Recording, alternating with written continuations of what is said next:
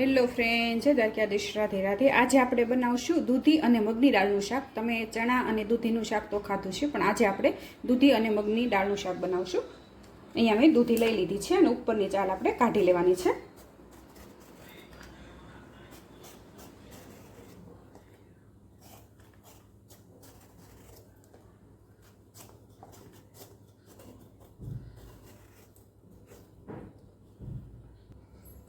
અહીંયા ઉપરનો ભાગ કાઢી લીધો છે, હવે આપણે સુધારી લેવાની છે। અને દૂધી હંમેશા કૂણી લેવાની।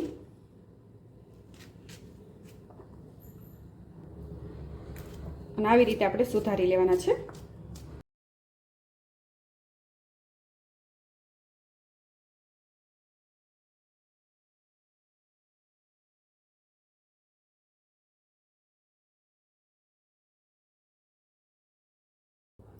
અને અહીંયા મેં દૂધી બધી સુધારી લીધી છે અને હવે એને ધોઈ લઈશું આપણે સરસ પાણીએ। અને અહીંયા મેં 1 વાટકી મગની દાળ લીધી છે, જે આપણે પીળી આવે છે તે લીધી છે। અને તમે ગ્રીન આવે છે તે પણ લઈ શકો, પણ પીળીથી વધારે સ્વાદ આવે છે। અને જો તમારી પાસે સમય હોય તો તમે આને અડધી કલાક માટે પલાળીને પણ રાખી શકો। અહીંયા મેં પલાળી નથી। અને હવે આપણે લસણ થોડુંક ખાંડી લઈશું। અહીંયા મેં લસણની કળી લીધી છે, તે ઉમેરી દઈશું।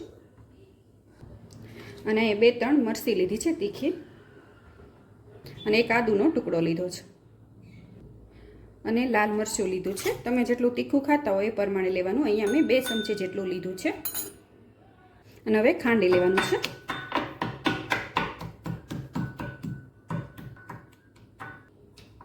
અહીંયા તમે જોઈ શકો છો, અહીંયા મરચું મેં ખાંડીને રેડી કરી લીધું છે। હવે આપણે શાકનો વઘાર કરી લેવાનો છે, અને દાળને પણ આપણે સરસ પાણીથી ધોઈ લઈશું।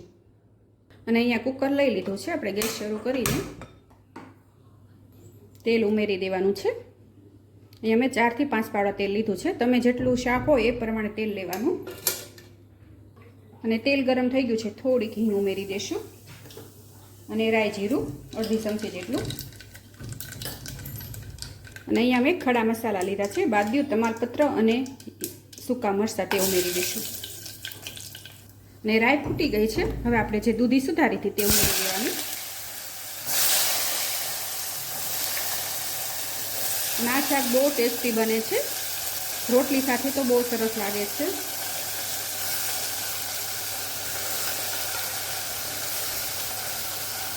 અને જે દાળ આપણે ધોઈ સાફ કરી હતી તે ઉમેરી દેવાની છે। અને અહીંયા મેં 1 ટમેટું સુધાર્યું છે, તે ઉમેરી દઈશું ખટાશ માટે।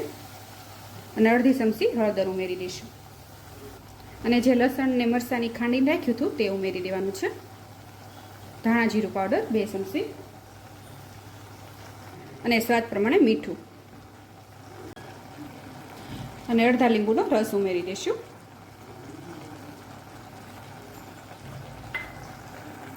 અને ગળપણ માટે ગોળ ઉમેરી દેવાનો છે, તમે ખાંડ પણ ઉમેરી શકો, પણ ગોળથી વધારે સ્વાદ થોડોક આવે છે।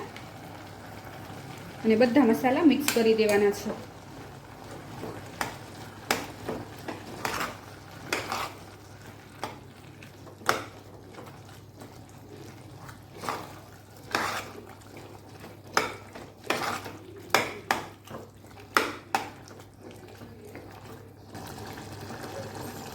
અને થોડુંક પાણી ઉમેરી દઈશું, અને ઢાંકણ ઢાંકીને 4 થી 5 સીટી થવા દેવાની, દાળ અને આપણું દૂધી છડે ત્યાં સુધી।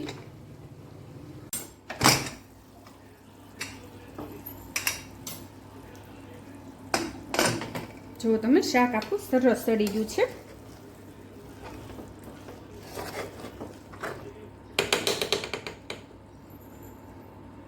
અને શાકનો કલર એ પણ સરસ આવ્યો છે। જેમ બને એમ પાણી ઓછું ઉમેરવાનું। અને હવે ઉપરથી કોથમીર ઉમેરી દઈશું। અને અહીંયા આપણું દૂધી અને મગની દાળનું શાક તૈયાર છે।